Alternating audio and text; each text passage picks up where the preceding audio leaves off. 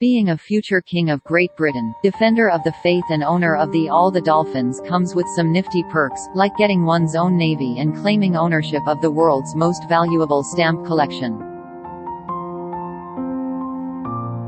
Talk about ruling over show and tell. Overnight in London, 8-year-old Prince George enjoyed another one, access to the royal box at Wimbledon.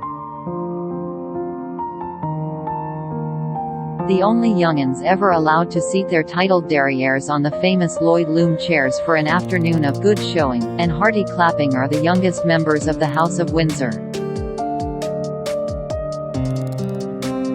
For George, getting the prime spot on centre court to watch Novak Djokovic and Nick Kyrgios duke it out marks another first on the ever-growing list of debut events as the boy is introduced to public life, one awkward tiny suit-wearing appearance after another. In the last year, he has joined his parents at the Euro 2020 finals, taken part in his first official visit to Wales, and been a part of the carriage procession for Trooping the Colour.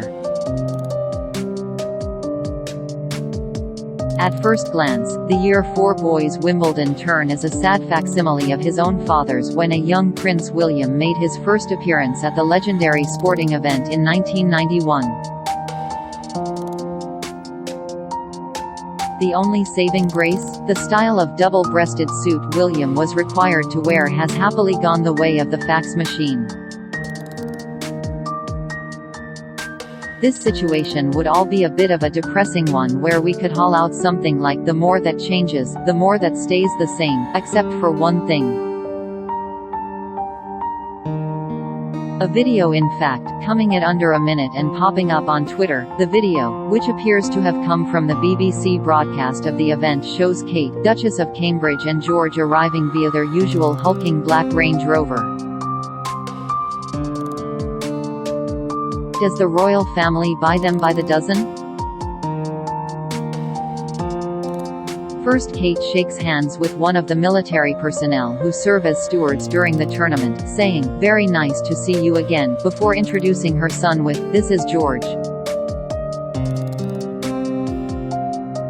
Then the Duchess moves towards Wimbledon chairman Ian Hewitt, again presenting her firstborn with, "This is George."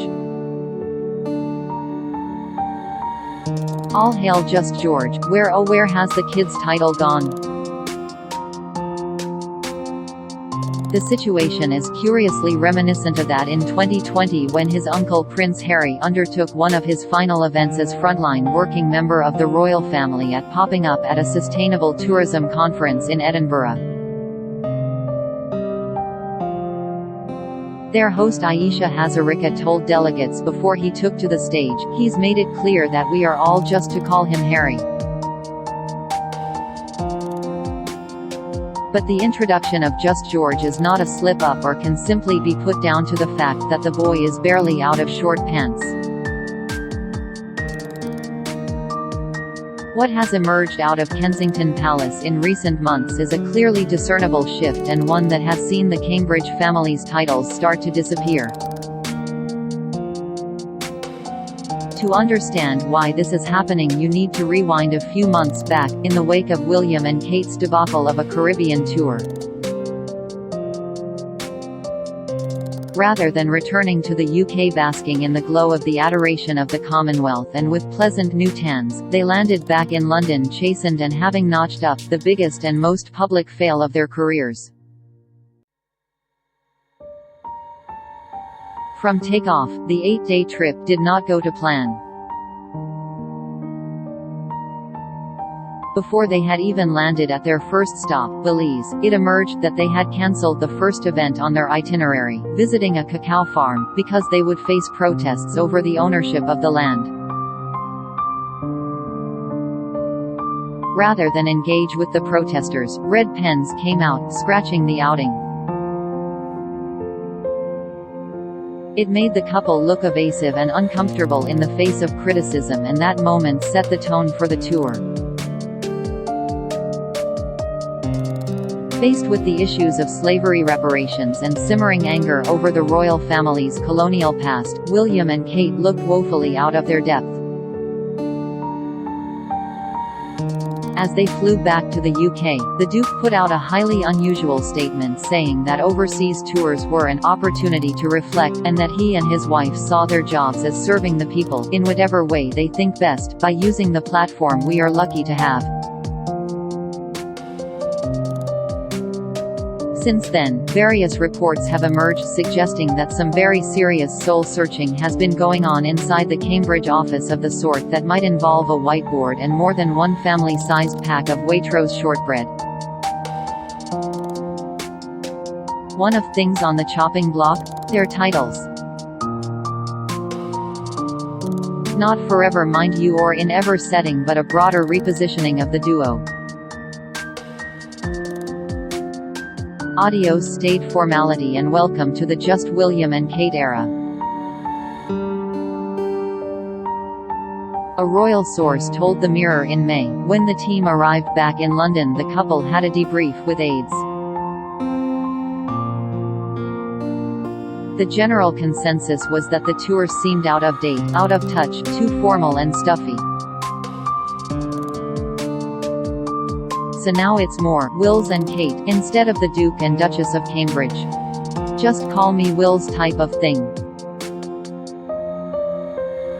They want to try to avoid the bows and curtsies in public, be more approachable, less formal, less stuffy, and break away with a lot of the tradition and focus on a modern monarchy.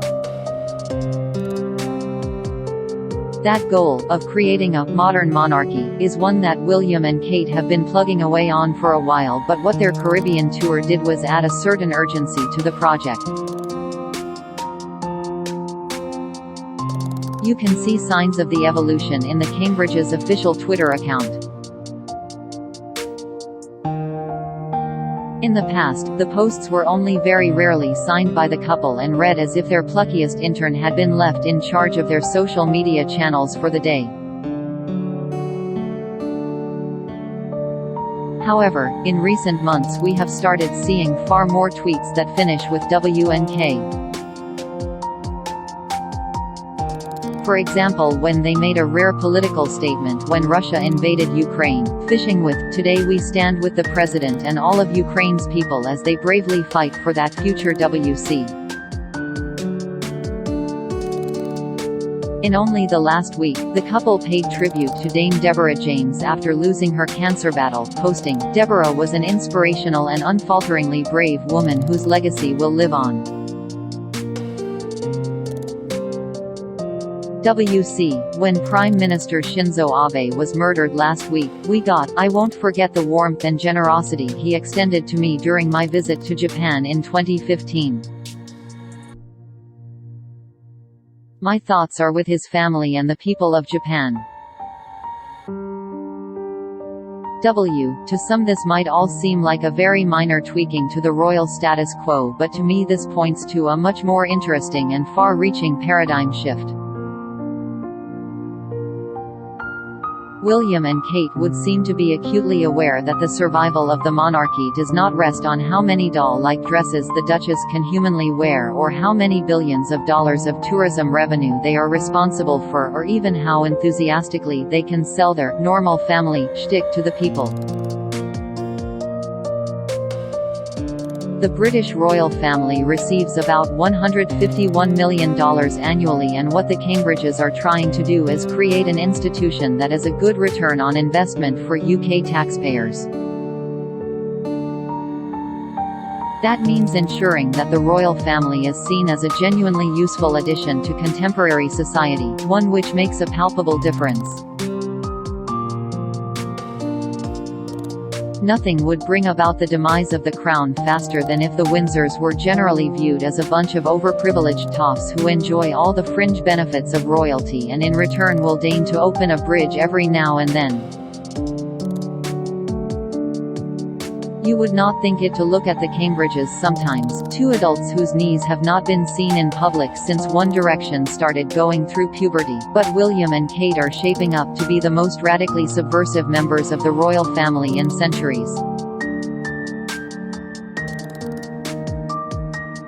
It's not that they will do more charity and willingly hug the public more frequently, but they are masterminding a repositioning of what sort of relationship the people can expect to both have with the king and queen and with the monarchy as a whole. For one thing, they are both seemingly willing to genuinely share who they are with the world, such as William's Time to Walk podcast appearance or the November video of him opening up to frontline workers about the personal stresses and strains that he experienced during his time as an air ambulance pilot. Can you imagine the Queen agreeing to a heartfelt interview where she talked about her greatest childhood trauma? Which would be the ending of National Velvet, of course. For the Duke and Duchess, the goal would seem to be to take their roles as king and queen in waiting and shift the dial away from imperious personages looking down at the masses, but two people who are willing to talk about their sadness and joy in between doing the school run. A more cynical mind might put this all down as masterful marketing cooked up in some palace back room, and maybe it is the case, but the optimist in me hopes that this is driven by a desire to bring authenticity and humanness to their roles. Moreover, in the Cambridges' hands, the much vaunted service and duty that are part and parcel of royal public life looks a lot less like dabbling around the edges but a willingness to dive headfirst into some of the most pressing and consequential issues our time, like the climate change and mental health crises. And it is this monarchy that George will one day inherit, a monarchy that will likely bear very little similarity with the one his gone presided over for decades on end.